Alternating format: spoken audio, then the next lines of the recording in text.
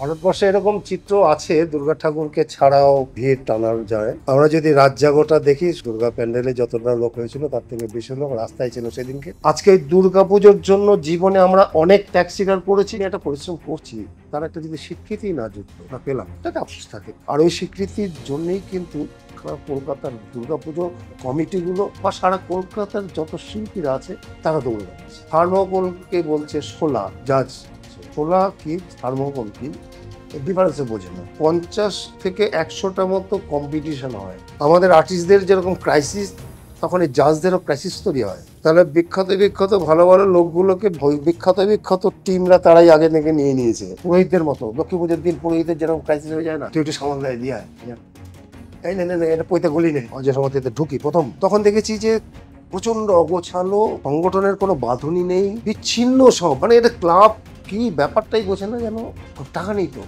আমার যে দরকার তো মানুষ। এই ইয়াং ছেলে 30-40টা ছেলে, এদেরকে নিয়ে তো যুদ্ধ জয় করে ফেলা যায়। নতুন দলে সমীরনের সাথে কথা হচ্ছিল, দেখো তোমাদের এখানে যা দেখছি ইয়াং জেনারেশন আছে, নেই তো আর, তোমরা চলে গেলে কে ধরবে, ভালো করা হবে না পুজো হবে না। এই হচ্ছে অধিকাংশ জায়গার চিত্র। ওইটা একটা দুঃখজনক ঘটনা। সেখানে তো অসাধারণ একটা থিম হয়েছিল, সারা কলকাতা আলোড়ন তৈরি হয়েছিল। হঠাৎ যে এরকম ঘটনা ঘটবে আমরা বুঝতে পারিনি। সেক্রেটারি পাঠিয়েছে, তাও বুঝতে পারছেন মুখ্যমন্ত্রী, স্টেট ভার্সেস স্টেট একটা অশান্তি তৈরি হবে, দাঙ্গা লেগে যেতে পারে, বলা যায় না, এরকম একটা পরিবেশ তৈরি হয়ে গেছে। এরা তো যদি বলতো যে না এটা আমাদের কোনো কাউকে পড়ানো যায় না বা এটা কেউ আমার করবেন না, ভব আমরা একটা আর্ট ফেয়ার হলো, সে তখন ভব দেখা হয়েছিল, ভব তখন বললো যে আমাদের একটু কাজ টাজ দিন না। সেই ঠাকুর হলো 45,000 টাকা মতো ভব পেলো প্রাইজ মানি রাখতে পারে। কখনো বাবার সাথে দেখা করে জিজ্ঞেস করবে। একটা সময় এই ক্লাবে আমি বলেছিলাম যে তোমাদের আমাকে 1 পয়সা রেগুলেশন দিতে হবে না, তুমি সেই প্রাইজ মানি যা উঠবে তাই দিবে। মানে এত কনফিডেন্স ছিল। হ্যাঁ।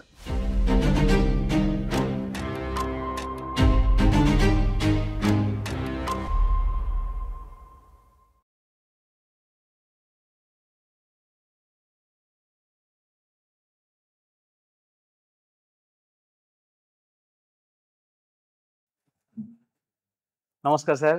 আরে বাবা, আমি আমি স্যার আপনার আপনার আপনার নিয়ে মানে কমেন্টে তো এত লোক দিয়েছে, মানে আমার আসার জন্য আমারই মন ছটফট করছিল আজকে আপনার কাছে আসতে পেরে। আজ কিন্তু আমি আজকে বলছি, আজকে আমি কোনো না হোস্ট, আমি যদিও হোস্ট নই, আমি একজন ছাত্র, একজন আর্টিস্ট, যে আমি ডিজাইন নিয়ে কাজ করি, ঠিক আছে? আজকে আমি সেইগুলোও নই। আজকে আমি এখানে এসছি স্যারের ছাত্র হিসেবে, নিজেকে যদি কিছু শিখতে পারি সেই হিসেবে এসছি স্যার। তো আজকে আমি আপনার কাছ থেকে কিছু শিখবো। আপনার এটা কাছ তো থেকে আমার বিরাট সৌভাগ্য বলতে তুমি এমন একটা কথা বললো। হ্যাঁ, না স্যার, না স্যার, আপনার কাছ থেকে অনেক কিছু শেখার আছে। অনেক মানুষ আপনার কাছ থেকে শিখে গেছে। যদি কিছু ছিটে ফোটায় আমি আজকে পাই, আমি নিজেকে সমৃদ্ধ করতে পারবো স্যার। প্লিজ স্যার আজকে বসুন। প্লিজ স্যার বসুন আজকে। স্যার, আমি আজকে এসছি আপনার কাছে কিছু বিষয় নিয়ে, মানে আপনাকে নিয়ে জানতে তো এসছি। আপনি তো একজন যেমন থিম শিল্পী, সৃজনে থাকেন, একজন আর্টিস্ট। সেরকম আপনি আর্টিস্টদেরকে তৈরিও করেন। মানে আমি একটা কথা বলছি দর্শকদের উদ্দেশ্যে, মানে স্যারের কাছে যদি কেউ নরমাল কেউ আসে, যে হেল্পার হিসেবে কাজ করতে আসছে, স্যারের চোখ, টিচারের চোখ, মানে স্যার এখানে কিন্তু আলাদা। টিচারের চোখ স্যারকে দেখে তার যে গুণ সেটাকে বের করে তাকে ২ বছরের মধ্যে মিস্ত্রিতে কনভার্ট করে দেয়। এটা কিভাবে আপনি করেন? না, আসলে হচ্ছে শিক্ষকতাটা আমার রক্তে রয়েছে আর কি। বহুদিন ধরে শিক্ষকতা করি আমি। শেষে টিচার্স ট্রেনিং কলেজে টিচারই করি। 80 সালের ওইরকম একটা জায়গা থেকে ছাত্র তৈরি করা শুরু হয়, যেটা আজও চলছে। আমাদের একটা বললাম একটা অর্গানাইজেশন আছে, শিলপাড়া আর্ট সোসাইটি। সেখানে একটা স্কুল চলে, সিনিয়র স্টুডেন্টরাও আসে। এই যে ছেলেপুলেদেরকে তৈরি করা, এটা হচ্ছে আমার একটা সহজাত। যেহেতু আমি যখন পুজো ফিল্ডে কাজ করি, পুজো ফিল্ডেও সবাই যেন আমার ছাত্র মনে করি আমি। কখনো কখনো আমি বলি বাবা কিছু মনে করিস না, আমি ছাত্র মতো করে ট্রিট করলাম তোকে, আরে ধমকা ধমকে দিই আর কি। কখনো আরে ছাত্র যেহেতু যেরকম যেটুকু বলা যায়, যখন যদি অবাধ্য হয়, যেটা করি আমরা টিচার হিসাবে যেটা করি, সেটা এখানেও সেটা অ্যাপ্লাই করি আমি। তো এরা বহু ছেলেপুলেরা আসে, তারা দেখা যায় যে তারা কাজ করছে কারিগর হিসাবে, একটা হেল্পার হিসেবে কাজ করছে। করতে করতে করতে করতে তাদের মধ্যে এক আধটা ছেলেপুলে আছে, দেখি যে এর অন্যদের তুলনায় একটু এটা বেশি, মানে কাজের আগ্রহ থেকে শুরু করে মানে শিখতে চায়, এরকম কিছু কিছু তো থাকে, বোঝা যায়। এই বছর একটি ছেলেকে পেয়েছি আমি, হয়তো হয়তো পরিচয় করিয়ে দিতে পারি। একটি ছেলেকে পেয়েছি, ছেলেটা কিছুই না, ক্লাবই সংগ্রহ করে ছেলেটিকে। এই অঞ্চলে সবাই মিলে বসে বসে আড্ডা মারতো, তা হই হুল্লোড় করছে, ওরকম মধ্যে একটা ওই একটা মন্দির মতো আছে, মন্দিরের পেছনে ওখানে কিছু ছবি টবি এঁকে রেখেছে। ও আবার গিয়ে দেখি যে, "এই দেখো স্যার, আমি না এই ছবি দেখেছি।" আমি বললাম, বাহ! ওই ছেলেটাকে আমি এবার পুজোতে ইনভলভ করে দিয়েছি এবং দেখলাম আমি এই ছেলেটা, আমি ওকে যদি ২ বছর পাই, যদি কথা শোনে, ওটাকে আমি একটা জায়গায় নিয়ে যাবো। মিস্ত্রিতে কনভার্ট হয়ে যাবে। মিস্ত্রি না, ভালো আর্টিস্ট করে দেবো আরকি এদেরকে কাজের। তো এই ছেলেগুলোকে যদি একটু একটু মানে ঘষা মাজা করা যায়, সেটার জায়গায় যাবো। তো এইরকম বহু ছেলেরা, বহু কারিগররা আছে যাদেরকে হেল্পারি করছে, তাদেরকে ২-১ বছরের মধ্যে দেখা যায় তাদের মিস্ত্রি বানিয়ে দেবেন। অর্থাৎ আমি প্রত্যেককে শেখাতে চাই। অনেকেই বলে, আমি যেমন হচ্ছে ত্রিকোণ পার্কে ওদের হচ্ছে শ্বেতাংশু বলে একটা ডেকোরেটর ছিল। সে মেদিনীপুর থেকে নিয়ে এসছে, ওখানে খড় ছাইতে হবে। কালার পুতুল করা হয়েছিল। এবার আমি ঢুকে গিয়ে দেখছি যে অর্ধেকটা প্রায় ছাওয়া হয়ে গেছে। আমি বন্ধ করে দিয়েছি। এই শোনো, শোনো নামো। এই জল পড়বে। না জল পড়বে না, আমি গ্যারান্টি দিচ্ছি জল পড়বে। তুমি ছাওয়ার টেকনিকই জানো না। শ্বেতাংশু বলে, কোত্থেকে ধরে নিয়েছো তুমি? না, না ভালো ছাই তো। আরে এই যে নামো। আমি বললাম, দেখো আমি ওপরে তো উঠবো না। আমি নিচে আমি দেখাচ্ছি। খড় ঝাড়ো খড়গুলো। খড় মাটি বেঁধে আমি কিভাবে ছাইতে হয় টেকনিকটা আমি নিচে দেখালাম ওদেরকে। শীতাংশু তখন আমাকে বলছে যে, "আপনি খড় ছাইতে পারেন?" আমি বললাম, "না, জীবনে কোনোদিন করিনি।" তাহলে "তাহলে আপনি দেখিয়ে দিলেন কি করে?" আমি বললাম, "আমাদের দেখাটা 50% শেখা হয়ে যায়।" ১৯৯৯ আপনার জোর করে পুজোতে আসা। যখন জোর করে কেন? না, না জোর করে তার কারণ বলি। প্রথমত হচ্ছে যে তখন আমি চাকরি করি, পাশাপাশি আমার একটা অর্গানাইজেশন আছে। তো সব মিলিয়ে মানে এমন একটা ব্যস্ততা রয়েছে, এক্সিবিশন আছে, সব মিলিয়ে তখন পুজো দেখি। আমি ছোটবেলা থেকে হারিয়ে গেছিলাম পুজোতে। ছোটবেলা থেকেই পুজো দেখার ন্যাক আমার। কিন্তু দুর্গাপুজো করব এটা ইচ্ছা হলে করে দেব। তবে সরস্বতী পুজো, কালী পুজো, ডেকোরেশন এগুলো বহু কাল ধরে ছোটবেলা থেকেই কিন্তু করে আসছি আমি। এমনকি ৮০-৮৫ সালে তখন হচ্ছে নুমকো কোম্পানির একটা ম্যাচ ফ্যাক্টরি, একটা হচ্ছে সিগারেট মানে ইউনিয়নের সাথে মানে দুটো ফ্যাক্টরির সাথে কম্পিটিশন। কম্পিটিশন। তখনকার মতো করে ওখানে দুটো ডেকোরেশন করলাম। সেই পাহাড়ের ওপর দিয়ে, মেঘের ওপর দিয়ে আসছে, রথে করে হ্যান-ত্যান যে ওই সময় যেটা চলছিল আরকি। ওই এত বছর আগে। তখন সঙ্গশ্রী খুব হিট। এবার তপবনে আমার বন্ধুরা ওই তপবন ক্লাবে কিন্তু একটা আঁকার স্কুল ছিল। বেশ কিছু ছেলেপুলেরা ওখানে ছবি আঁকা শিখতো। তাদেরকে যেতাম আমি। তা এবার ওই ছেলেরা, বন্ধু-বান্ধবরা তারা এসে আমার বাড়িতে হাজির, "তোমাকে পুজোর দায়িত্ব দিতে হবে।" কোন পুজোর? দুর্গাপুজো তপবনে। দুর্গাপুজোর। তা আমি বললাম, "না ভাই, আমাকে রক্ষা কর।" তো কিছুতেই শুনবে না, জোর করে পুজোর দায়িত্বটা দিল। তা ঠিক আছে। এত জোর করছে, কিছুতেই উঠছে না বাড়ি থেকে। "যাবো না, তুই করতে হবে তোকে।" একটা অধিকার ওদের বন্ধু-বান্ধব। ঠিক আছে, তোরা সহযোগিতা করিস তাহলেই হবে। বাজেট ঠিক করা হলো ৳৯০,০০০ বাজেট। ৳৯০,০০০ বাজেট হচ্ছে এটা দুর্গাপুজো। ঠিক আছে? কার্তিক পালের ঠাকুর, নবর বাবা আরকি। তা ১৮ হাতের ঠাকুর ছিল সেটা। রাজস্থানের বিষয়ের উপর থিমের পরিবেশের উপর কাজটা হয়েছে। টাকা নেই তো। আমি নিজের পকেট থেকে ৳২৫০০ মতো খরচা করলাম। ৳৯০,০০০ র মধ্যে বাজেটের মধ্যে সব পুরো পুজো, ঠাকুর থেকে প্যান্ডেল থেকে সবকিছু সম্ভব নাকি? পাড়ার মহিলারা যাচ্ছে, বন্ধু-বান্ধবরা ছেলেরা ওরা বলছে ক্লাবের এরা যে, "বৌদি বা মাসিমা একটা সুতির শাড়ি যদি আপনার পুরনো থাকে যদি আমাকে দেন।" কারণ ওইটাই প্লাস্টার অফ প্যারিসে চুবিয়ে দিয়ে দেয়াল-ফেয়াল করা। চট কেনারও পয়সা নেই। আর নিজেরা গায়ে গতরে করে। যেটুকু মিস্ত্রি নেওয়ার মানে ক্লাবের ছেলেদেরকে এনগেজ করে দেওয়া, এনগেজ করে খাটখোরা। দেওয়া, এনগেজ করে দেওয়া। তাদেরকে তারাই কাজ করছে। প্লাস যেখানে মিস্ত্রি ছাড়া সম্ভব নয়, সেখানে মিস্ত্রি তো দিয়েছি আমি। সেখানে মিস্ত্রি আছে কাজ করছে। তাহলে আমার পয়সা নেই কিন্তু আমার ছেলেপুলেরা আছে তাদেরকে তো ইনভলভ করতে পারি। এটাতে আরেকটা প্লাস পয়েন্ট আছে। ছেলেপুলেরা যখন ইনভলভ হয় না, কাজের মধ্যে যখন ঢোকে, তখন না একটা ভালোবাসা জন্মায় কাজটার প্রতি। লেগে পড়ে আছে তো, তার হাত দিয়ে গড়ে উঠছে। ওর ভেতরে একটা অদ্ভুত আনন্দ হয়। এবং তখন এই পুজোটাকে তার নিজের পুজো মনে করে তখন। তা এই ইনভলভমেন্টটা দরকার আছে। সেটা ওইভাবে তৈরি হয়। তা ওই ১ম বছর পুজো করেই বিখ্যাত একটা পুরস্কার আসার ফলে হলো যেটা, সেটা হচ্ছে যে তখন আমাকে চারিদিকে টানাটানি হলো। ওইটাই আমার এটা হচ্ছে 1999 সালের 99 সাল। বিখ্যাত পুরস্কার মানে কি এশিয়ান পেন্টস? হ্যাঁ। ওই বছর প্রথম পেয়ে গেলেন। বিকাশ ভট্টাচার্য ছিলেন জাজ হিসেবে, তো উনি একটা চ্যানেলে তখন বলছেন, তখন বোধহয় লোহাপট্টির বোধহয় কোনো পুজো টুজো ছিল সেসব, উনি বললেন যে চালতা বাগান, লোহাপট্টি এদের ভুড়ি ভুড়ি টাকা, টাকা দিয়ে পুজো হয় নাকি, দেখুন অল্প বাজেটে কি সুন্দর একটা পরিবেশ তৈরি করছে। তো উনি চ্যানেলে বসে বলছেন আর কি, বিকাশ ভট্টাচার্য আমার গুরু মাস্টার মশাই আমার। তার পরবর্তীকালে একটা ছোট্ট পুজো করলাম আমি। আমি এই পুজোটা ছেড়ে দিতে হলো তার কারণ হচ্ছে, যে ছেলেগুলো ওই যে প্লাস্টার মেখেছে, চট দিয়ে দেয়াল করেছে, কোথাও বাঁধন দিয়েছে, ডে নাইট জেগে গায়ে গতরে পরিশ্রম করে, লেবারের পরিশ্রম করে সমস্ত কাজগুলো করলো যে ছেলেগুলোরা, পরবর্তীকালে তার পরের বছরের কমিটিতে দেখা গেল এরা নেই কেউ, এরা পেছনে আছে।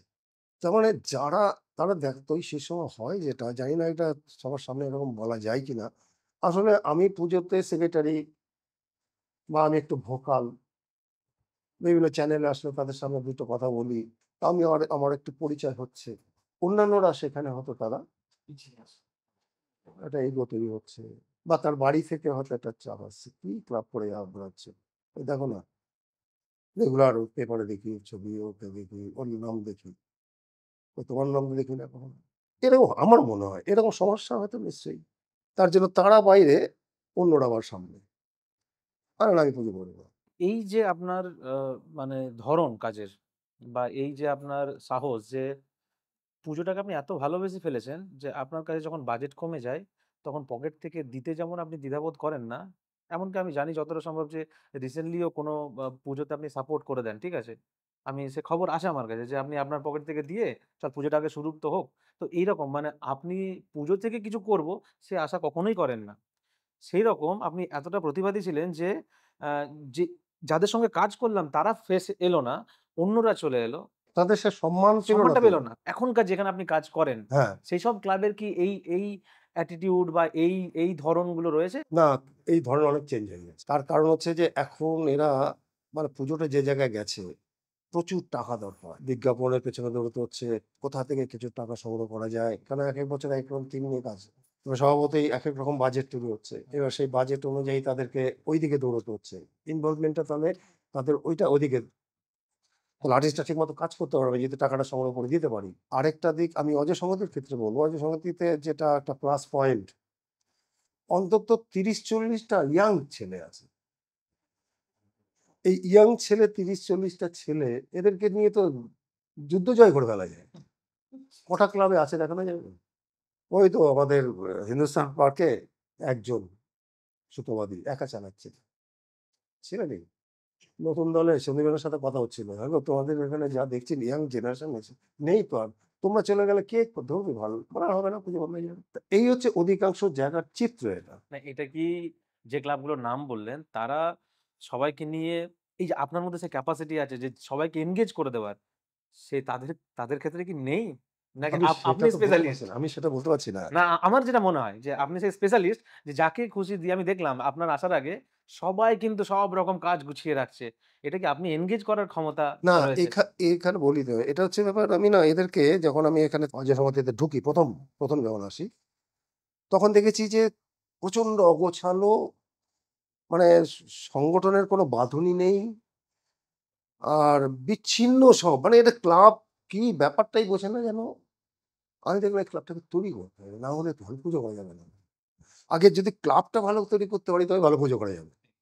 আমি তখন ক্লাবটা তৈরি করার জন্য চেষ্টা করে গেলাম, এবং ঘটনা যেটা সেটা হচ্ছে যে এদেরকে একদম প্রায় রেগুলারই আমি এদেরকে, মানে টিচার হিসাবে যেন ক্লাস নিয়ে গেছি একটা সময়, এদের সিনিয়র যারা। এদের সিনিয়রদের সঙ্গে। এখন মনে হয় এরা 2nd তখন জেনারেশন এরা তখন আমাকে তখন এরা পুজোর সময় আসতো, এদের এদের দাবড়ে দাবড়ে দিতাম, এই বাড়ি যা, পড়তে বস গিয়ে, সন্ধ্যাবেলা হয়তো আসছে, হ্যাঁ, কোথায় কার পা কাটবে, কোথায় কি করবে।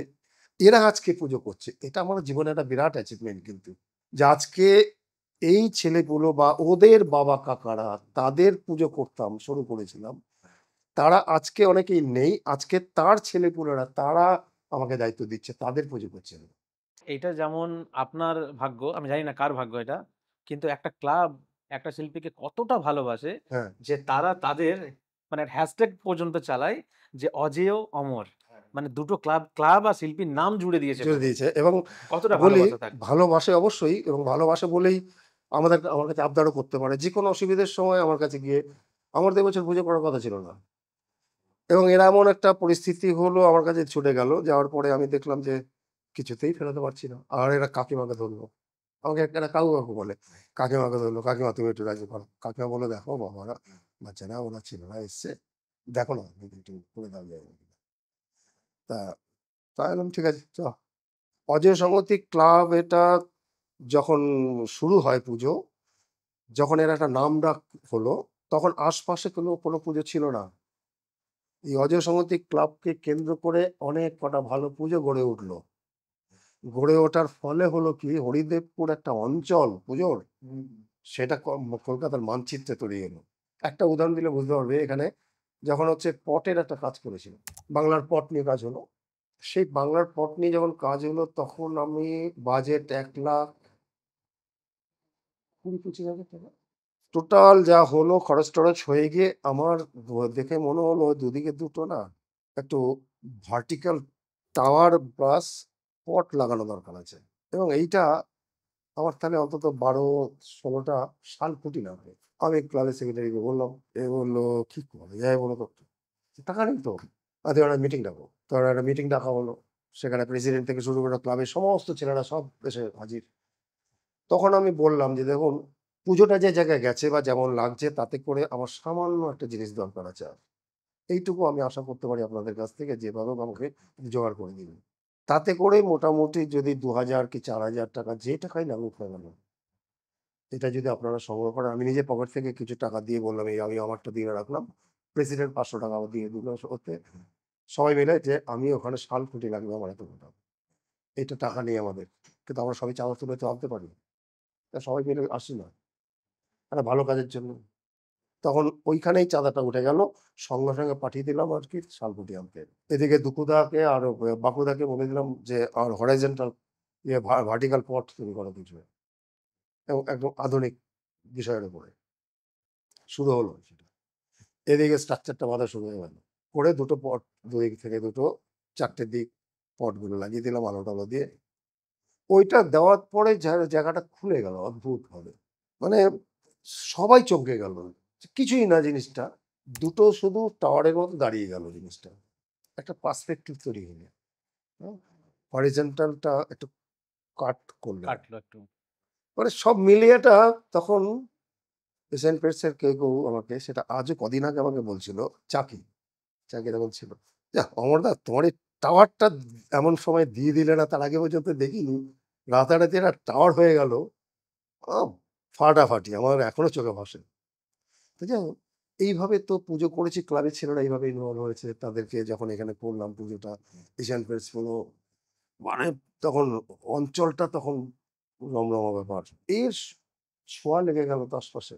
আমি আবার এদেরকে তখন তৈরি করা শুরু করলাম, শিক্ষা দিতে শুরু করলাম কিভাবে একটা থিম পুজো করতে হয়, সামাজিক কার্যকলাপের মধ্যে ইনভলভ করালাম, স্পোর্টস তৈরি করো, তাদের সবাইকে ইনভলভ করো, ক্যান্সার হসপিটাল ফল বিতরণ করো, তারপর হচ্ছে শীতবস্ত্র বিতরণ করো, গাড়ি নিয়ে যাও, সারা রাত ঘোরো সারা কলকাতায়। এইগুলো আপনি শিক্ষা দিয়ে হ্যাঁ, যাচ্ছেন। পথ পথ যারা শুয়ে আছে দেখবে, প্রচুর মানুষ রাস্তায় শুয়ে কষ্ট পাচ্ছে দেখবে, সেটাই একটা করে কম্বল চাপিয়ে দিয়ে বেরিয়ে চলে যাও, পুরো এদেরকে নিয়ে নিয়ে ঘুরতো।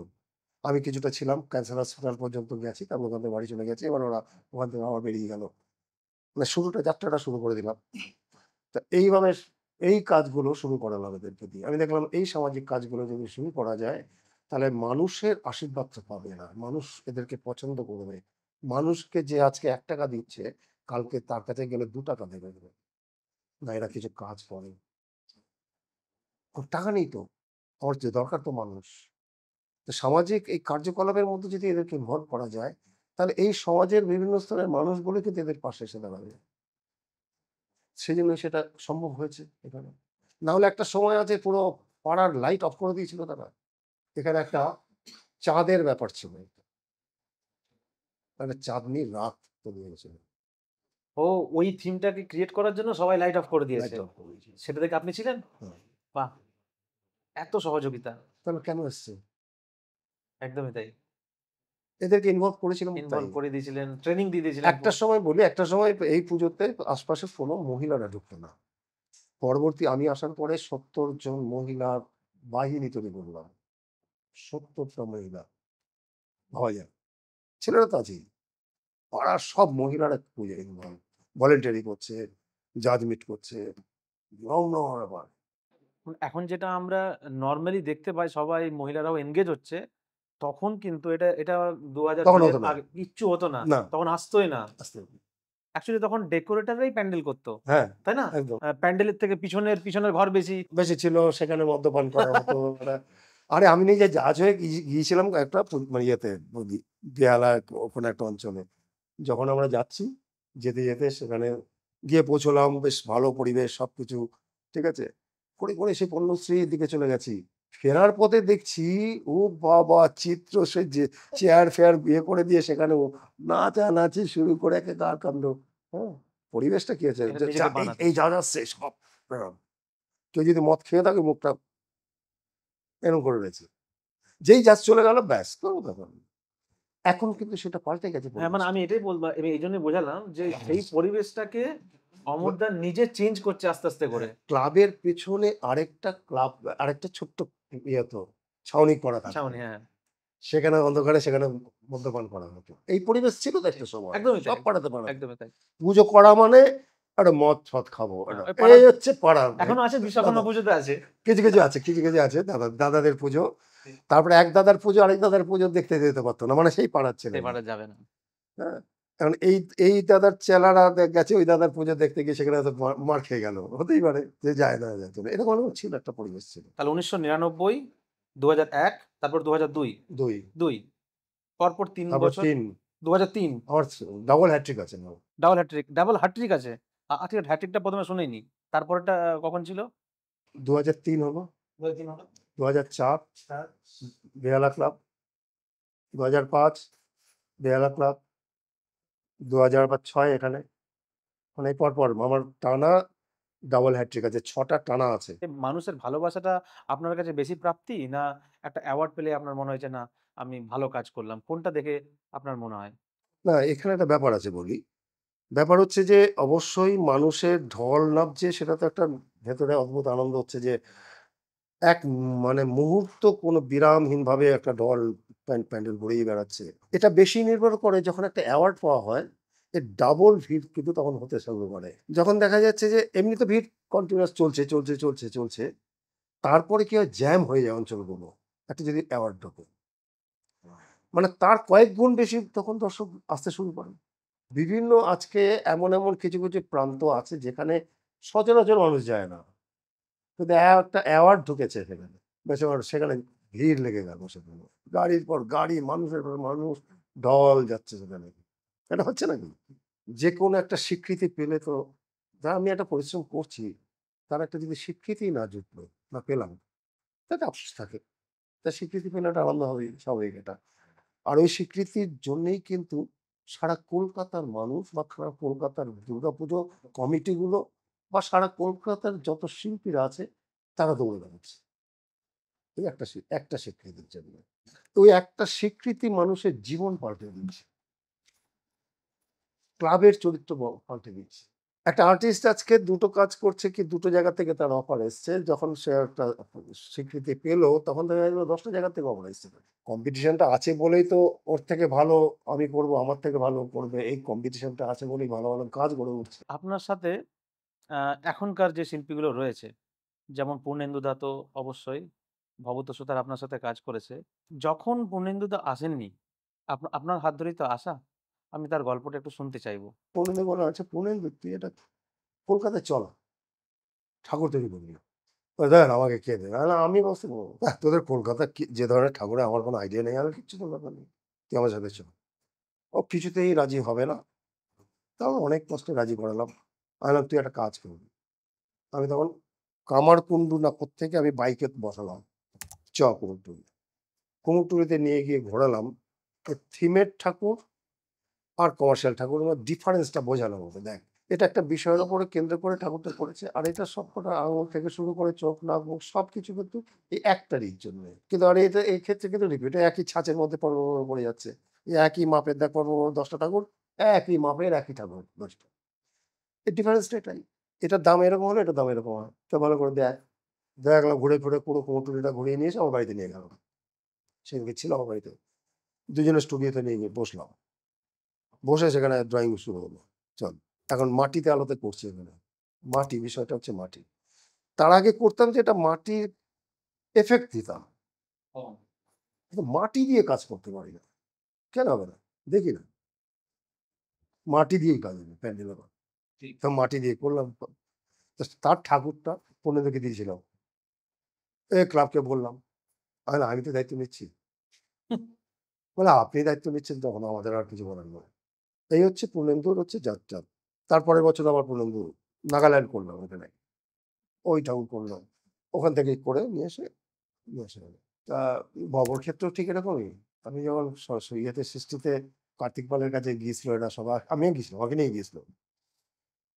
সেদিকে কার্তিক পাল কোথায় চক্ষুদানের জন্য কোথায় গেছে আর কি, ছিল না। আমি তখন ফিরে আসি আমরা। ঠিক আছে, অন্য দিন আবার আসা যাবে। এবার আমরা ফিরে এসছি, তখন আমার একটা মন্দিরের কাজ চলছে। সেটা কৃষ্ণের জন্ম থেকে কৃষ্ণ লীলা পর্যন্ত একটা সিরিজ মিউরাল তৈরি হচ্ছে। তো সেখানে এসেছিল বলে ওরা কাজ করছে। তো তার আগে ভব, আমরা একটা আর্ট ফেয়ার হলো, সে তখন ভব দেখা হয়েছিল। ভব তখন বললো যে আমরা আমাদের একটু কাজ টাজ দিন না। আমরা কাজ করবে, কালকে চলে এসো। তাহলে এলো, বাবাকে বললাম যে তাহলে এই মিররটা এটা করো, রিলিফের কাজটা করে দাও। তা ও রিলিফের কাজটা করে দিল। আর কত দিতে হবে? বলে আপনি যা দেবেন। না তুমি বলো না। কিছুতেই বলবে না। তাই যাই হোক, আমি ওকে 10,000 টাকাটা দিয়ে দিলাম। সেই সময় হচ্ছে ওই ঠাকুরটা বায়না দেওয়ার গল্পটা ছিল, সে গিয়েছিল বাবা। ফিরে এসে তারপরের দিন ওকে বললাম, ও এসছে ভাবো। কেন ভাবো তুমি এটা ঠাকুর করবে? হ্যাঁ, কি বলছে? না না, কেন কি হয়েছে? কোনো ব্যাপার না, সাহস হচ্ছে না। যাই হোক, আমি বললাম কোনো ব্যাপার না, আমি ব্যবস্থা করে দেবো। আমি তোমার কাঠামো তৈরি করে দেওয়া, খড় বেঁধে দেওয়া, এক মাটি তৈরি করে দেওয়া পর্যন্ত করে দেবো তোমায়। বাকি ঠাকুরটা মেটে প্লাস তার চোখ, নাক, মুখ ফিনিশিংটা তুমি করবে। বলে ক্লাবে দেবে, আমি বুঝে নেবো। গেছে সন্ধ্যাবেলায়। আমি বললাম যে এরকম কার্তিক পালকে দেবো না, নতুন একটি ছেলে আছে, আর্ট কলেজ থেকে সদ্য বেরিয়েছে, তাকে ভাবছি তাকে দিয়ে ঠাকুরটা করাবো। না দাদা, এটা বোধহয় ঠিক হবে না। নতুন ছেলেকে দিয়ে কি আছে, অসুবিধা নেই, আমি তো দেখে নেবো, তার আগে কিন্তু ঠাকুর বানায়নি। ভালো হবে। আমি যখন দায়িত্ব নিচ্ছি, অসুবিধা কি হয়েছে? আর কিছু বলার নেই এখন আমার। তাহলে তাও কিন্তু রয়েছে ওদের মধ্যে। পরের দিন আমি ওকে বললাম, এই কথা বলে এসছি, ঠাকুর করবে তুমি। আর কত টাকা নেবে বলো? আমি কথাবার্তা বলেছি, 5,000 টাকা লাগবে হচ্ছে কাঠামো করে। আমার শঙ্কর বলে, আমাদের আর্ট ফোরামের গায়ে আর কি, ওর বলা। শঙ্কর বললো, শঙ্কর এই সাইজ 10 ফুট হাইট, এরকম এরকম সাইজের আমি তোকে দেখিয়ে দেবো। তুই কাঠামো তৈরি করবি, কাঠামো তৈরি করে তার খড় বেঁধে মাটি চাপানো সমস্ত করে দিবি। ব্যাস ওই পর্যন্ত। আর এক ঠালা মাটি, এঁটেল মাটি, আর এক ঠালা বেলে মাটি, এই দুটো শুধু মানে পৌঁছে দিই, ব্যাস। 5,000 টাকা লাগবে। আমি ওকে বললাম 5,000 টাকা ও নেবে। এরপরে মাটিও থাকবে, সব কিছু থাকবে, ওটাকে ঠিক রূপ দেওয়া আর রং। কত টাকা বলবে? ও যা হোক একটা বলে দিন। না না না, বলো না, তো একটা হিসেব করো না। তো আর কিছুতেই বলবো না। তারপর বলছে ঠিক আছে, আর 15,000 টাকা বাড়িয়ে দেবেন, মানে অর্থাৎ 5 আর ওদিকে 15। দেখো ভেবে বলছো তো? মনে হয় হ্যাঁ, ঠিক আছে। গেলাম। 15,000 টাকা কিন্তু তখন কিন্তু কম নয়। তারপরের দিন ক্লাবে গেছি, না সেদিকেই রাতেরবেলা গেছি, গিয়ে আমি তখন বললাম যে হ্যাঁ ঠাকুর, আহ, ওর সাথে কথা হলো, টাকা পয়সার একটু নিয়ে কথা হয়েছে, 25,000 টাকা দিতে হবে ওকে। আর ঠাকুর ভালো হলে আরো 5,000 টাকা বেশি দিতে হবে। তো ক্লাব বললো ভালো হলে হ্যাঁ, ও মন প্রাণ দিয়ে কাজ করবে, ঠাকুর অসাধারণ ঠাকুর করবে। তো যদি ঠাকুর ভালো হয় তো আর 5,000 টাকা দিতে পারবে না? বলে ঠিক আছে। ওকে বললাম গিয়ে 25 বলবে, কিন্তু তোমার 20 বলেছিল, আমি 25,000 বলে এসছি ওকে। আর 5,000 টাকা এক্সট্রা আরো দেবে, অর্থাৎ ঠাকুরটা 30-এ ভালো গিয়ে হয়। পড়বে। তো ঠাকুরটা মন্দির বানাবে। তা সেই ঠাকুর হলো 45,000 টাকা মতো ভব পেল, প্রাইজ মানির একটা ব্যাপার আছে। আমাদের সেই সময় ছিল কি, প্রাইজ মানির একটা পার্সেন্টেজ দিতে হবে ক্লাবে। একটা সময় এই ক্লাবে আমি বলেছিলাম যে তোমাদের আমাকে 1 পয়সা রেমুনারেশন দিতে হবে না, তুমি শুধু প্রাইজ মানি যা উঠবে তাই দেবে। মানে এত কনফিডেন্স ছিল? হ্যাঁ, তা এখানে বাপি বলে যে ক্যাশিয়ার ছিল, আর হিল্লোল ছিল, মিটিং হয়েছিল, মিটিংয়ে সব বসলাম, বাজেট ফাজেট নিয়ে আমার রেমুনারেশন সব কিছু, না আমাকে রেমুনারেশন লাগবে না, লাগবে না মানে আমি শুধু প্রাইজ মানিটা দেবে, 10,000 টাকা এলো সেটাই আমার, না এলে না নেই, আবার যদি 1 লাখ টাকা আসে সেটাই আমার, না মাথা খারাপ, তোমার সাথেই চ্যালেঞ্জে যাই, কিছুতে রাজি হলো না।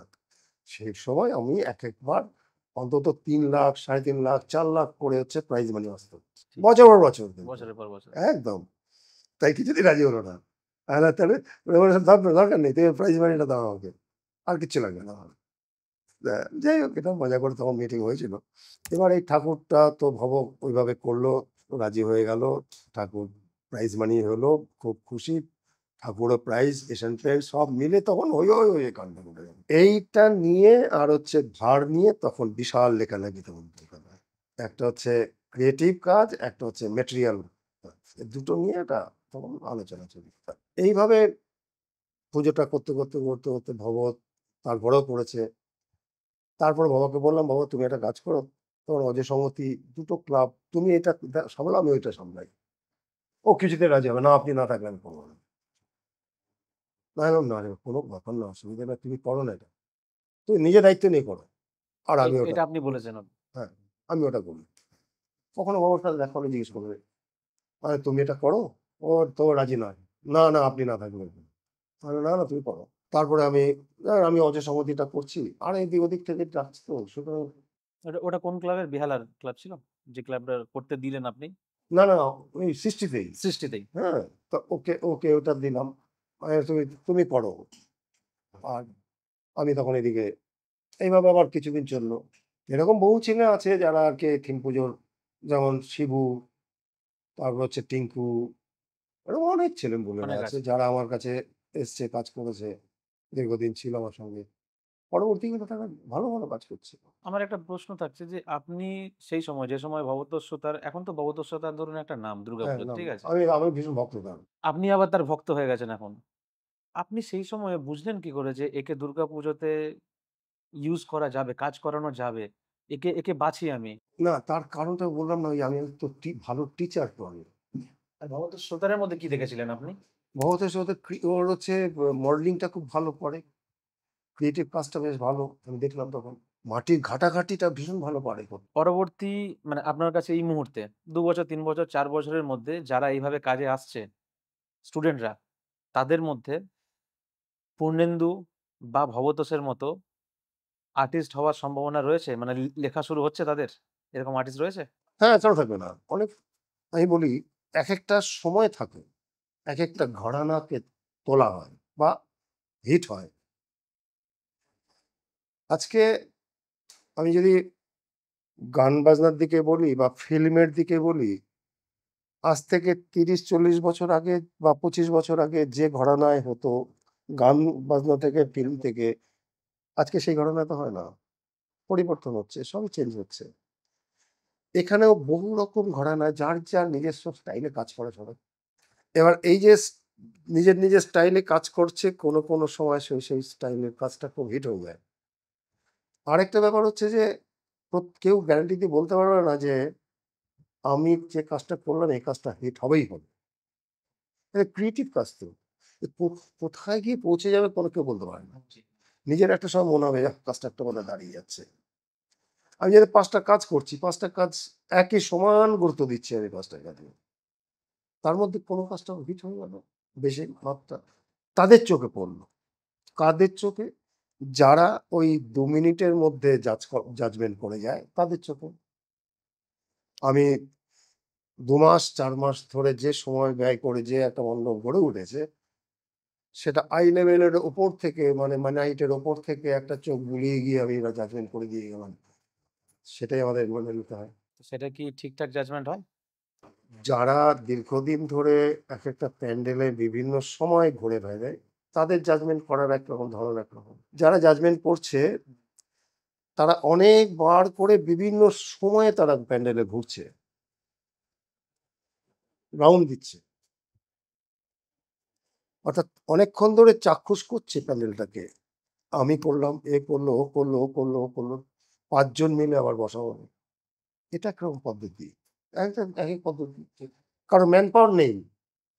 সে ওই রাত্রি অষ্টমীর দিন কি সপ্তমীর দিন রাত্রিবেলায় ৯টার সময় ঢুকলো, ঢুকে দুম করে নামলো, নেবে করে গেল, গিয়ে চারদিকে এরকম চোখ বুলালো, বেরিয়ে দিয়ে চলে গেল। থার্মোকলকে বলছে শোলা, জাজ সে। শোলা কি থার্মোকল কি এর ডিফারেন্সে বোঝে না। কারণ কি ৫০ থেকে ১০০টা মতো কম্পিটিশন হয়। এখন আমি ধর একটা কম্পিটিশন করছি, আমাদের আর্টিস্টদের যেরকম ক্রাইসিস, তখন এই জাজদেরও ক্রাইসিস তৈরি হয়। তাহলে বিখ্যাত বিখ্যাত ভালো ভালো লোকগুলোকে বিখ্যাত বিখ্যাত টিমরা তারাই আগে থেকে নিয়ে নিয়েছে। এবার আমি কম্পিটিশনে দেখেছি এলিতেলি পড়ে আছে, তাদেরকে নিয়ে আমাকে করতে হচ্ছে কম্পিটিশনটা। ক্রাইসিস তো তৈরি হচ্ছে সব জায়গাতেই। আমার যদি কলকাতার এই ৩ দিনের মধ্যে কম্পিটিশন মানে জাজমেন্ট করতে হবে, এই ৩ দিনের মধ্যে দেখা যাচ্ছে যে ১০০টা কম্পিটিশনের টিম চাই, ১০০টা আমার হচ্ছে ফাইনাল জাজমেন্টের জন্য ৫ জন, যদি মনে হয় ৫ জন লোক চাই, তাহলে ৫০০টা লোক আনতে হবে, করতে পারবে একই ক্যাটাগরির।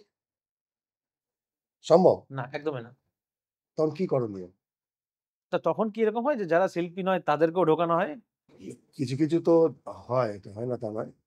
ধরি আমাদের ছবি আঁকার কম্পিটিশন হচ্ছে সারা কলকাতায়, সেখানে জাজমেন্ট করতে হবে। আমাদের তো বিভিন্ন জায়গায় ডাকে, তো জাজমেন্ট করতে হবে। এবার ইনডোরে হচ্ছে, বিভিন্ন স্টেডিয়ামে হচ্ছে, বড় বড় জায়গায় বড় বড় অর্গানাইজেশন তারা করছে। তারা আমাদের মতো বড় বড় লোকগুলোকে জাজ করে নিয়ে গেছে সেখানে। আবার অজয় সংগতির মাঠেও হচ্ছে, এরকম বহু বহু ক্লাবে বিভিন্ন জায়গায় হচ্ছে, সারা কলকাতা জুড়ে হচ্ছে ধরুন। তাহলে আমার যে ছাত্রটা, এই জানা, তুই জানো অজয় সংগতিটা ইয়ে করে দেওয়া, পুরোহিতদের মতো লক্ষ্মী পুজোর দিন পুরোহিতের যেরকম ক্রাইসিস হয়ে যায় না, যা ওগুলোকে দেখে নে। হ্যাঁ দেখে নে, তুই একটু সামাল দেয় দিয়ে আয়, দিয়ে আয়। এই নে নে নে, এটা পৈতে গলি নে। অরিজিনাল জাজের চোখ দিয়ে কিন্তু ওই আর্টগুলোকে দেখা হলো না। হলো কি, না। আমি একরকম দৃষ্টিভঙ্গির লোক, আমার একরকম কাজ পছন্দ হয়, তুমি আরেক রকমের দৃষ্টিভঙ্গির লোক, তোমার অন্য আরেক রকমের কাজ পছন্দ হয়। আমি ফাইনাল জাজমেন্ট করছি, আমি ওই ধরনের কাজকেই বেশি গুরুত্ব দেবো। ঠিক, ঠিক। এটাও তো হতে পারে। একদমই হতে পারে। তা সুতরাং তুমি একটা অঙ্কের মতো নীতি মেপে একবারে এক মাপে করতে পারো না, হয় না। তবে হ্যাঁ, ভালো কাজ মানুষের চোখেও ভালো লাগে, সবার চোখে ভালো লাগে, প্রাইজ পেলেও ভালো লাগে মানুষের চোখে, যেটা ভালো মানুষ ভালো করছে। হুম। আবার কিছু কিছু অনেক সময় ঢুকে যায়, এমন এমন কিছু কিছু ঢুকে যায় যেগুলো থেকে অনেক ভালো পুজো হয়তো আছে, ছিল। দুর্গাপুজোর এই যে পকেট থেকে দিয়ে কাজ করা, এত দীর্ঘদিন ধরে জার্নি রয়েছে। মানে দুর্গাপুজোকে আপনি কতটা ভালোবাসেন? মানে যে যে আপনার এইটা তো রাজি যে আমার পয়সা না হলেও চলবে। এটা এটা কেন? পাগলের মতো ছিলাম, পা ফসকা পড়ে গেছে, তাও জুতো এক হাতে ধরে নিয়ে নিয়ে যাচ্ছি ঠাকুর দেখতে। তো এইটা তো ছিল একটা সময়, তো তখন থেকে তো টান ঠাকুরটার এই প্রতি। টানটা এখনো রয়ে গেছে। সেই টানটা যখন আবার থিম পুজো করছি, তখন টানটা আরো বেড়ে গেছে, আরো একত্ব হচ্ছে। হতে হতে হতে হতে এখন এমন একটা ব্লাডে মিশে গেছে, রক্তে মিশে। ১ আধ বছর আমি কাজ করিনি, রেস্ট নেওয়ার চেষ্টা করেছি। কিন্তু আপনি এমন রেস্ট নেন যে কোভিড চলাকালীন অজয় সংগতেরই ক্লাব পুজো চলছে, সে সময় আপনার কোভিড হয়ে গেছিল। তো রেস্ট নিতে বলেছে ডাক্তার, আপনি কোভিডের বেডে শুয়ে ওখান থেকে প্যান্ডেল অপারেট করছেন। কি কতটা কাজ হলো? ওইটা একটা এমনকি আমি কথা কাটছি এখনো বলতে দিইনি আপনাকে। এমনকি আমি দর্শকদের ক্ষেত্রে বলব যে কতটা মানুষ সিরিয়াস হলে, কতটা প্রফেশনাল হলে আর কতটা ভালোবাসলে আজকে দেখুন উনি ১০১ জ্বরের উপর বেশি নিয়ে আমাদের সামনে বসে আছে। আর তার জন্য আমরা মন থেকে ক্ষমা চাইছি আজকে আমাদের ইন্টারভিউ দেওয়ার এটা জন্য। একটা দায়িত্ব, আমার কর্তব্য এটা। আর ওই ক্ষেত্রে ওটা ঠিক তাই, ওটা আমার যেহেতু একটা কর্তব্য ছিল, ওটা আমার। তার কারণ হচ্ছে ওই দিনটা তো আর আসবে না। আর প্যান্ডেলে লাখো লাখো মানুষ মুখিয়ে থাকে কিছু পাওয়ার আশায়, ওই মানুষগুলোকে বঞ্চিত করা যায় না। সুতরাং আমার যতই অসুস্থ থাকি না কেন, ওই মানুষগুলোর দিকে তাকিয়ে অন্তত আমাকে যতটা গাইড করা যায়, আমি সেটা চেষ্টা করে গেছি। আমি এদিকে ভিডিও কল হয়েছে, সেখান থেকে দেখছি, বলে যাচ্ছি এটা কর, এটা এই জায়গাটা ঠিক হয়নি, এটা এই জায়গাটা এটা করতে হবে, আর এটা তোকে বলে এসেছিলাম, এটা কেন এখনো করিস নি এটা। বলছে করে দিচ্ছি, হ্যাঁ করে আমাকে এক্ষুনি জানাবি, এক্ষুনি দেখাবি। তো এটা এভাবে করে করি। পুজো নিয়ে কন্ট্রোভার্সি ছিল। সেটা হচ্ছে ২০০৪ সালের নাগাল্যান্ড যে থিমটা রয়েছে, ওদের যারা প্রতিনিধিরা এসেছিল তারা হ্যাঁ, হ্যাঁ। বলেছে যে এই আমাদের ড্রেস পরানো হয়েছে ওইটা ঠাকুরের। ওইটা একটা দুঃখজনক ঘটনা আছে। কারণ হচ্ছে এত অসাধারণ একটা থিম হয়েছিল, আর সারা কলকাতা আলোড়ন তৈরি হয়েছিল। নাগাল্যান্ড স্টপেজ তৈরি হয়ে গেল। অর্থাৎ এই যে হরিদেবপুর এই পোস্ট অফিস স্টপেজটার নাম হয়ে গেল নাগাল্যান্ড নাগাল্যান্ড স্টপেজ। স্টপেজ। নাগাল্যান্ড থেকে লোক এনে কাজ করেছিলাম। আমি দেখলাম নাগাল্যান্ডের ওদেরকে না আনলে এই কাজ তোলা মুশকিল। এরা এরা পারবে না করতে। ওদের যে ধরনের ছাউনি বা যে ধরনের স্ট্রাকচার বা যে ধরনের বাঁধুনি, যে ধরনের অস্ত্র ব্যবহার হয়, যে বিভিন্ন রকম। তা সেই কাজগুলো আমি মিস্টার ভিয়া, নাগাল্যান্ড হাউসের রেসিডেন্সিয়াল কমিশনার, ওনার সাথে যোগাযোগ করি ফার্স্ট। যোগাযোগ করার পরে উনি তার পুরো ব্যবস্থা করে দেন যে নাগাল্যান্ডে কবে যাচ্ছি, কোথায় যাব, কোথায় উঠবো, তার সমস্ত আমাদেরকে তার একটা গাইড দিয়ে ব্যবস্থা করেন। যা কিছু আমরা গিয়েছি মিস্টার ভিয়ার সাথে কথা বলে কিন্তু এগিয়েছি। এমনকি কস্টিউমগুলো কিন্তু মিস্টার ভিয়ার মাধ্যমেই কিন্তু কিনেছি। এবং ওনারা বুঝতে পারেনি। উনি জানতেন কি যে ঠাকুরকে পরানো হবে? হ্যাঁ, সবই জানে। সবই জানতেন। হ্যাঁ, কিন্তু ব্যাপারটা এই রূপ নেবে ওরা বুঝতে পারেনি। তারপর আমরা গিয়ে নাগাল্যান্ডে যখন গিয়ে পৌঁছলাম, পৌঁছানোর পরে কেদোজো বলে একটি ছেলে আমাদের সাথে আলাপ করতে চলে এলো। কেদোজো হচ্ছে দিল্লিতে পড়াশোনা করেছে ছেলেটা, নাগাল্যান্ডেই থাকে। তা ওই কেদোজোর মাধ্যমে সমস্ত কিছু ওখানে ঘুরেছি, সব জায়গায় যা যদি কেনাকাটা থাকে সবকিছু করেছি। নাগাল্যান্ড হাউসের এদের এখান থেকে কিনেছি। নাগাল্যান্ডের ওদের যে আছে না, শপ আছে, সেখান থেকে কিনেছি। এবার পেপারে দুম করে আনন্দবাজারের ফ্রন্ট পেজে বিরাট করে ছবি দিয়ে বেরিয়ে গেল। এই ছবিটা রাতারাতি মানে সে নাগাল্যান্ডে পৌঁছে গেল, সেখানে আলোড়ন তৈরি হয়ে গেল। স্টুডেন্ট ফেডারেশন তারা আমাদের আইডলকে এরকম ইয়ে, সে কস্টিউমটা কোনো কাউকে পরানো যাবে না, এটা এইসব ওদের কি রিচুয়ালস কি ব্যাপার ট্যাপার আছে সেটা কি তো। আপনারা জানতেন না? আমরা জানতাম না, কিন্তু এটা জানার ব্যাপারটা তো কেতজ বা এদের বা মিস্টার ভিয়া এরা তো যদি বলতো যে না এটা আমাদের কোনো কাউকে পড়ানো যায় না বা এটাকে ব্যবহার করবেন না বা কিছু, তো আমাদের কোনো রকম গাইড করেনি, কিছু করেনি। আমাদের তো জানার কথাও না। একদমই তাই। ওদের সব গাইডেন্সে কিন্তু আমরা এগোচ্ছি কাজটা। ওরা যেরকম ওদের পরামর্শ নিয়েই কিন্তু হচ্ছে।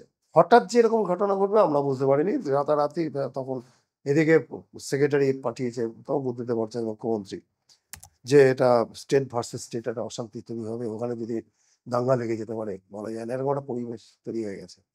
আর তখন ওই স্টুডেন্ট ফ্রন্ট নাগাল্যান্ডের কিন্তু মারাত্মক। ওই পরিস্থিতিতে আমাদের এই পুজোটা, এখানে নাগাল্যান্ড স্টুডেন্ট ফ্রন্টের বেশ কিছু নেতা এসে বসে আছে, যতক্ষণ পর্যন্ত কস্টিউমটা না সরাবো তারা এখান থেকে যাবে না। আর এখান থেকে ফোনাফুনি সব চলছে ওখানকার স্টেটের সাথে। এবং সেক্রেটারি, আমাদের রাজ্যের সেক্রেটারি এসে দাঁড়িয়ে আছে এখানে, তাদেরও বক্তব্য অনুরোধ করছে, হাত জোর করছে, আপনারা একটা ব্যবস্থা করুন যাতে অশান্তিটা না হয়।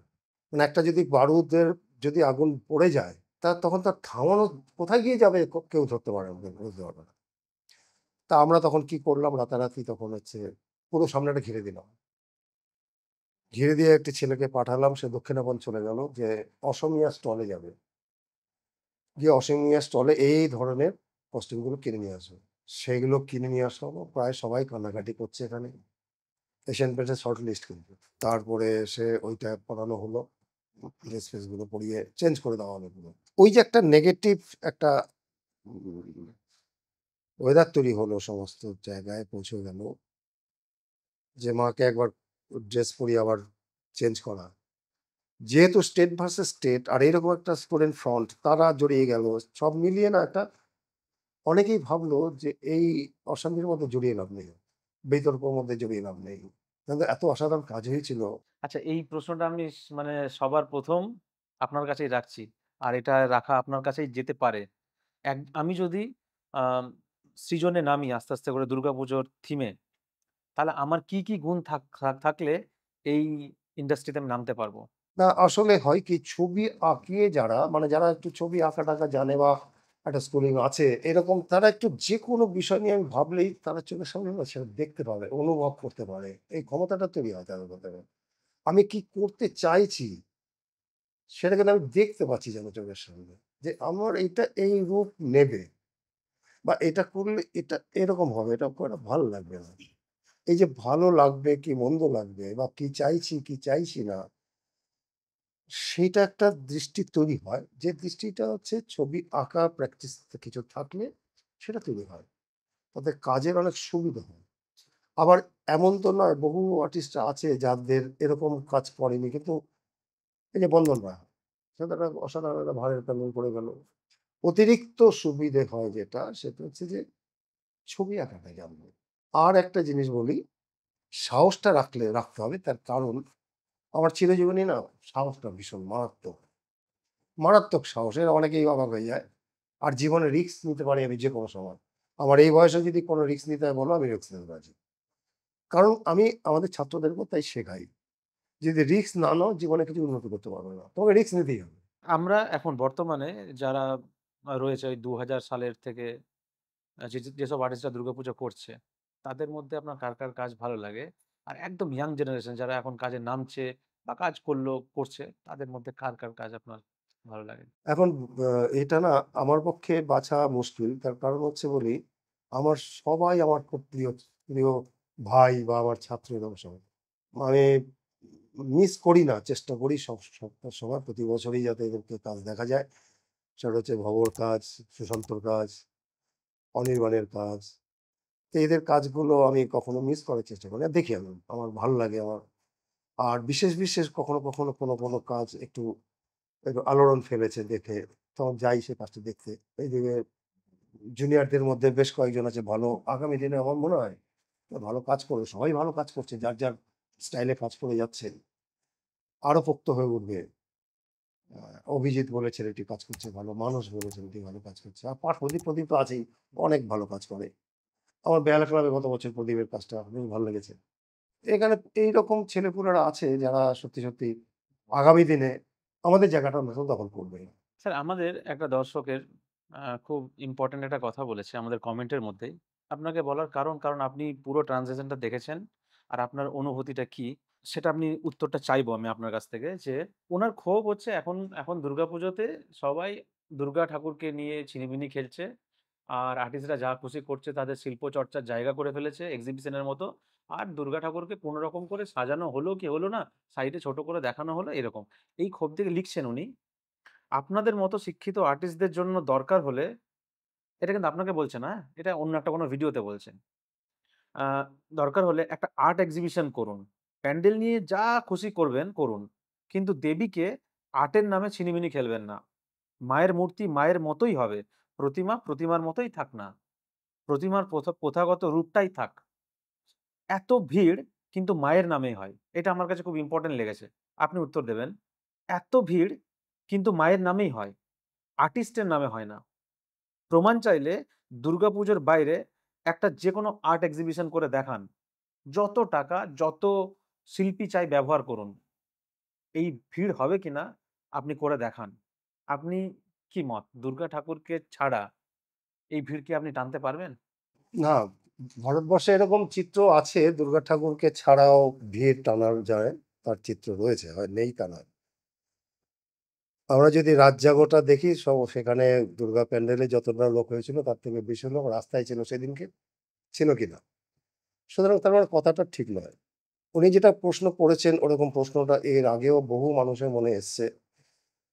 বহু মানুষ আমাদের কাছে এই প্রশ্ন করেওছে যে প্রতিমার থেকে প্যান্ডেলের গুরুত্বটা বেশি পাচ্ছে। উনি যেটা বলছেন সেই জায়গা থেকে আমি একটা কথা বলতে পারি যে আজকে দুর্গাপুজোর একটা ভিড়, একটা আবেগ, মানুষের একটা ওর প্রতি টান, প্রত্যেকের পরিবারের একটা ব্যাপার, এটা কাজ করে। এবং এই দুর্গাপুজোকে কেন্দ্র করেই কিন্তু মানুষের ঢলটা নাবে এবং আমাদের পুজোটাও দেখার জন্যই কিন্তু নাবে পাশাপাশি। আজকে অমুক আর্টিস্ট কোথায় পুজো করছে, সেখানে তার একটা দর্শক আছে, তার প্যান্ডেল দেখতে যায়। ঠিক। এখন এই দুর্গাপুজো এটা একটা প্ল্যাটফর্ম। এই প্ল্যাটফর্মটা আমরা বহু বছর ধরে তিল করে গড়ে তুলেছি। আজকে এই প্ল্যাটফর্মে দাঁড়িয়ে আমরা একেকটা সৃষ্টি করছি, সেই সৃষ্টিটা দেখে মানুষ মুগ্ধ হচ্ছে।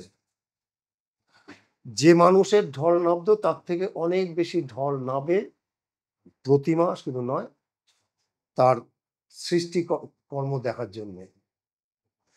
আমি ওই বন্ধুকে বলবো, আপনার প্রশ্নটা যথাযথ এবং ঠিকঠাক। আপনি এই প্যান্ডেলের পাশাপাশি আরেকটা প্যান্ডেল যদি দেখেন, সে থিম পুজো নয়, অন্য পুজো করেছে পাশাপাশি, আপনি দেখুন তো সেখানে কটা লোক আছে, সেখানে ভিড় হয়েছে কটা। আপনি বলছেন যে প্যান্ডেলে ঠাকুর দেখতে আসছে, শুধু শুধু ঠাকুর দেখতে যদি আসতোই, তাহলে আমার এটা থিম পুজো হচ্ছে, আমার এই পাশের ক্লাবটা সেখানে থিম পুজো হচ্ছে না, এটা সাবিকে পুজো হচ্ছে। সেই অর্থে আমার এখানে পিন পড়ার জায়গা নেই, এত মানুষের ঢল চলছে তো চলছে অবিরাম ভাবে, আর ওখানে কোনো লোক নেই। তাহলে কেন? এর পেছনে তার একটা কারণ আছে। কারণ হচ্ছে এখানে প্রতিমা দেখবো, প্লাস হচ্ছে নতুন কোনো সৃষ্টি দেখবো। এক এক বছরে এক এক রকমের নতুন নতুন কাজ দেখতে পাবো আমি, নতুন ভাবনা।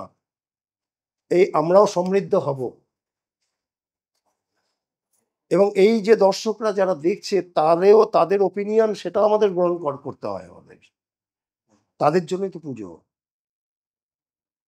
তা সুতরাং কোনোটা বাদ দেওয়া যাবে না। দুর্গা প্রতিমাকেও আমরা যথেষ্ট গুরুত্ব দিই, প্রতিমাকে প্রতিমার মতোই সেই শ্রদ্ধা, সেই ভক্তি সেইটা আছে বলেই কিন্তু দুর্গা পুজোটা রক্তে মিশে রয়েছে। আজকে এই দুর্গা পুজোর জন্য জীবনে আমরা অনেক ত্যাগ স্বীকার করেছি, অনেক কিছু করতেও চাই বা করতে পারি। কেন? ওটা ওই মা দুর্গার জন্য। আর ঘটনা যেটা, আমার জীবনের যদি কিছু পরিবর্তন হয়, মা দুর্গার জন্যই পরিবর্তন হয়েছে। তাহলে এই মা দুর্গার কে এতটুকু অবহেলা করার মতো স্পর্ধা নেই আমাদের। আমি তো বলবো আমার বন্ধু বান্ধবদেরও কারো নেই। আমরা কখনো এটা দেখাই না। আমরা ভালো পুজো করি, যথেষ্ট ভক্তি সহকারে, যথেষ্ট নিষ্ঠার সাথে পুজো হয়, যথেষ্ট গুরুত্ব দিই। এখন কোনো কোনো ক্ষেত্রে মানে আমাদের মানে আমাদের বিষয়ের ভাবনার জন্য কিছু কিছু একটু সামান্য পরিবর্তন একটু আনতে হয়। আর মা দুর্গা তো আমার নিজের মতো, নিজের পরিবারের লোক, তাকে আমি আমার রঙে রাঙাতেই পারি। আমি অপূর্ব ব্যাখ্যা দিচ্ছেন। সেখানে আপনার দিকে আপনার মতো ভাবছেন আপনি, আমার কাছে মা দুর্গা আমার মতো করে ভেবেছে তার, এখানে তো দ্বিমত থাকার কথা নয়। সুতরাং ঢল নামছে মা দুর্গাকে যেমন কেন্দ্র করে, তেমনি শিল্পীদের নতুন সৃষ্টি দেখবো বলেও আসছে মানুষ। আমি অনেকক্ষণ ধরে ফলো করছি আপনাকে। আপনি আপনি উত্তর দিচ্ছেন ঠিকই, কিন্তু আমি অনেকক্ষণ ধরে আপনার মুখটা দেখার চেষ্টা করছি। এখানে আপনার যে দাড়িটা রয়েছে, এই যে এতটা কিন্তু কালার আপনি করেছেন। এইটুকু আমি কালার দেখতে পাচ্ছি না। এটা কি এটা এটা জেনে বুঝে না, করা? এটা প্রথম থেকে এটা হঠাৎ হয়েছিল। এটা একটা সময় বলি যখন পাকতে শুরু করে, তখন এই জায়গাটা দেখলাম একটা অনেকটা না লাইন ধরে পেকেছে, ঠিক। আর বাকি জায়গায় টুকটাক একটা দুটো এরকম। বললাম, বাহ, এটা তো এবার সুন্দর রাখা যায়। হ্যাঁ, মানে এটা বেশ অমর সরকার হ্যাঁ, লাগছে। রাখা যায়। তো ওইটাকে সেই তো সেদিন থেকে তারপরে এগুলো মেনটেন করে করে এখন এটাই রেখেছে। না, এটা এটা আমার স্টাইল স্টাইল আমার হয়ে গেছে। আমার সাজেশন এটা রাখুন। বেশ ভালো হ্যাঁ, লাগছে। এটাই স্টাইল হয়ে গেছে। আমি আজকে চাইছি এখানে আপনার সাথে যতক্ষণ পারা যায় একটু অ্যাসিস্ট্যান্ট হিসেবে কাজ করব। আপনি কিছু কাজ করিয়ে নেবেন আমার, যাতে অজেয় সঙ্গতিতে আমার কিছু টাচ থাকে। আচ্ছা, তো আমার রিকোয়েস্ট রইল ঠিক স্যার। আছে। এক্ষুনি যাব। চলো ভাই, চলো যাই। ঠিক আছে। হ্যাঁ।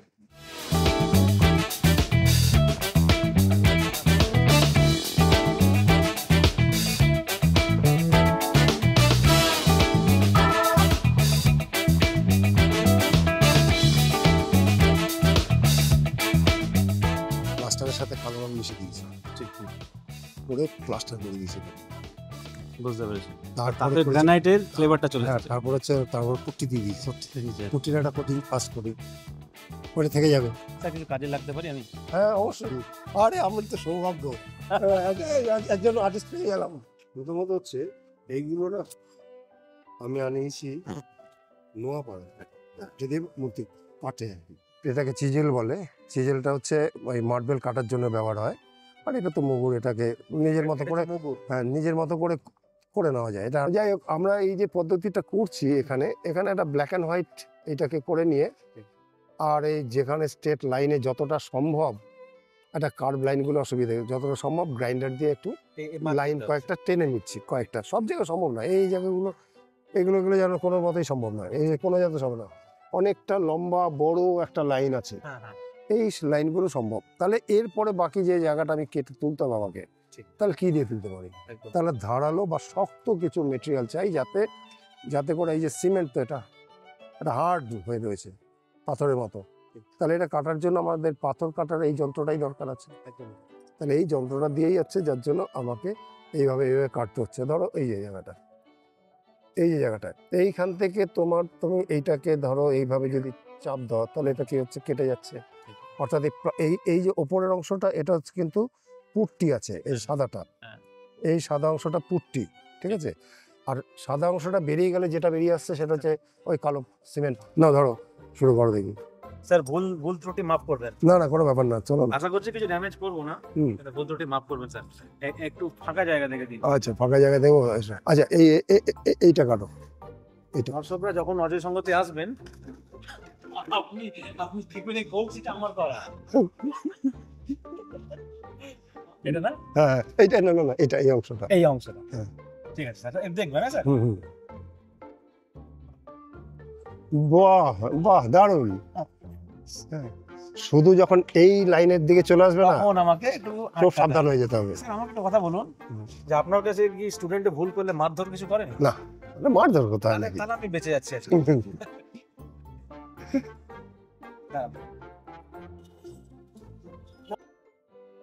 তোমার নাম কি? আমার নাম গৌরব দত্ত। বাড়ি কোথায়? বাড়ি ধানবাদ। তো তুমি এখানে কোথায় আছো? এখানে আমি এখন একটা ফ্রেন্ডের বাড়িতে আছি, ওখান থেকে যাওয়া আসা, এখানে অন দ্য সেট কাজ করছি। তো এখানে স্যারের সঙ্গে পরিচয় কি করবো? স্যারের মানে পরিচয় মানে ওখানে অনেক ইউটিউবে ফেসবুক থেকে স্যারকে অনেকবার ফলো করেছিলাম। স্যারের কাজ, বিভিন্ন রকম ফটোস, তারপর স্যারের যে অবজারভেশন, ওগুলো দেখতে স্যারকে মানে একটা ফ্যান বলতে গেলে একটা ফ্যান হয়ে যায়। না মানে এখানে পুজোর সময় এসে কাজ করবে, হ্যাঁ, স্যারের মানে ছত্র ছায়ার মধ্যে স্যারেরই গাইডেন্সে। কেন? স্যারকেই আমি মানে গুরু মানি। স্যারকে গুরু মানি? স্যারকে আমি গুরু মানি। কোনো স্পেশাল কারণ? স্পেশাল কারণ কি, ওনার কাজ দেখে এসেছি, ওনার থেকে ইন্সপায়ার্ড মানে জিনিসগুলো আমি আরো মানে ওর থিঙ্কিং হিসাবে আরো বাড়তে চাইছি, ওই হিসাবে অবজার্ভ করছি। অনেক আর্টিস্ট আছে কলকাতাতে, কিন্তু সব ছেড়ে কিন্তু স্যারের কাছে এসেছি। না, স্যারের কাজ মানে আমি দেখেছি এর আগে, 1 বছর আগে যে ইচ্ছে ডানা করেছিল, ওটা তো খুব মানে আমার খুব ভালো লাগে। দেখেছিলাম মানে ভিডিওগুলো, যেভাবে মানে ও থিমটাকে নিয়ে আগে মানে অনেক কাজ করেছে, ভেবেছে, ওটাকে কিন্তু খুব ভালো লাগে। কি শিখলে? আমি এখন শিখলাম মানে বিভিন্ন রকম, যে এখন নতুন শিখলাম, যেটা এখন দেখতে পাচ্ছেন, খোদাই পেন্টিং। এটা খোদাই পেন্টিং, এটা নতুন দেখলাম একটা জিনিস। আগে মানুষ পেন্ট করতো, এখন পেন্টটা থেকে একটা 1 লেভেল আপ বলতে পারি, তো খোদাই পেন্টিং। হ্যাঁ, একটা 1 লেভেল আপ। তো এটা বাড়িতে গিয়ে প্র্যাকটিস করতে পারবে? নিশ্চয়ই করতে পারি। ঠিক। স্যার বকাঝকা করে? হ্যাঁ, বকাঝকা না, স্যার খুব ভালো, মানে স্যার একদম বুঝিয়ে যেটা বলে অন্য কেউ পারবে না মনে হয়। কিন্তু আমার যেটা খবর আছে যে স্যার একজনকে মানে লাঠি দিয়ে বাটনগুলো দেখতে পেয়েছে না, সেই বদমাশি করলে তো অবভিয়াসলি ওটা মার পড়বে, ওটা তো কোনো ছাড়া নেই। না এটা আমি আর কি মানলাম। ঠিক। না এই আমাদের মনে হয় যে পরবর্তীকালে এইরকম খিদে না থাকলে কেউ আর্টিস্ট হতে পারে না। যিনি আছেন ইনি হচ্ছেন এই ক্লাবের সেক্রেটারি অজয় সংগতির। আরো একটা কথা বলি, যেহেতু কতদিন ধরে অমরদাকে পাচ্ছ? আমরা অমর সরকার আমাদের এখানে আমরা যখন ক্লাস 2-3-তে পড়ি, তখন থেকে অমর সরকারের কাজ করছে। তাহলে আমি যেটা বলার জন্য এটা করছি যে 2-3 থেকে অমরদার কাছে এমনভাবে ট্রেনিং পেয়ে গেছে, ওই ছাত্র বাছার যে একটা চেষ্টা, সেটা কিন্তু তোমার মধ্যেও চলে এসেছে। না সত্যিকারে না, আমরা যখন এটা আমি ভুল বললে আমাকে বলতে হবে। না ঠিক মানে ক্লাবের ছেলেগুলোর মধ্যে এগুলো ঢুকে গেছে। আসলে কি, একটা সময় তো গেছে, সেই সময়টা এখন বললাম না, যারা ইচ্ছে থাকলেও কিন্তু একটা ছবি তো আঁকতে পারে, ইচ্ছে থাকলেও এখানে ইনভলভ হতে পারছে না। তার কারণ দৌড়তে হচ্ছে চারিদিকে, টাকার ব্যবস্থা করতে হচ্ছে, এই সমস্ত করবে নাকি কাজের দিকে ইনভলভ হবে, তা যার জন্য এরা ইনভলভ হতে পারে না। কিন্তু একটা সময় তো গেছে, যে সময় সবাই মিলে লেবার, অনেকে দেখা যাচ্ছে যে এরা যদি কিছু হেল্প করে, তাহলে কয়েকটা লেবার মিস্ত্রি কম নিলেও চলবে, খরচাটা একটু কম হবে, এতগুলো ছেলে তাহলে ইনভলভ করানো যায়। তো এইসব পড়েছে, একসময় পড়েওছে তাই এরা। আচ্ছা, আমাদের একে কি মনে হচ্ছে যে মানে কাজটা কতটা ভালো করছে? এটা নতুন, কতটা ভালো করছে? হ্যাঁ, আচ্ছা, একটা ব্যাপার বলি, সেটা হচ্ছে যে কিন্তু জীবনে প্রথম এরকম কার্ভিং করছে। তুলি দিয়ে রং করতো, তুলি দিয়ে রং করতো। ওর কাছে বেসিক সেই ড্রয়িংয়ের সেই আইডিয়াটা বা সেন্সটা নেই, কিন্তু নিজে নিজে থেকেই যা শিখেছে, সেলফ ট্রট বলা যায়। এবার এর তো একটা গ্রামার আছে, এই গ্রামারটা ফলো করে যদি শেখে আরো তাড়াতাড়ি শিখে যাবে, একদম আর অনেক দূর পৌঁছতে পারবে। কি দেখা মানে মানে একে নিয়ে কি ভাবা হচ্ছে? আমি শুধু একটা জিনিস লক্ষ্য করেছি যে ছেলেটা সকাল থেকে এই যে বসে না কাজ করতে, হ্যাঁ হ্যাঁ কেউ থাকুক না থাকুক, হয়তো কেউ নেই, একা বসে বসে কাজ করেই যাচ্ছে করেই যাচ্ছে, পড়ে যাচ্ছে। এটা ওকে অনেক দূর পর্যন্ত নিয়ে যাবে। মানে আমরা এই যে কাজের প্রতি ওর যে নিবিড় ভালোবাসা বা নিবিড় হয়ে যাওয়া ওর ভেতরে, এইটা ওর সাংঘাতিক আছে। এর জন্যই ও ভালো কাজ করবে ভবিষ্যতে।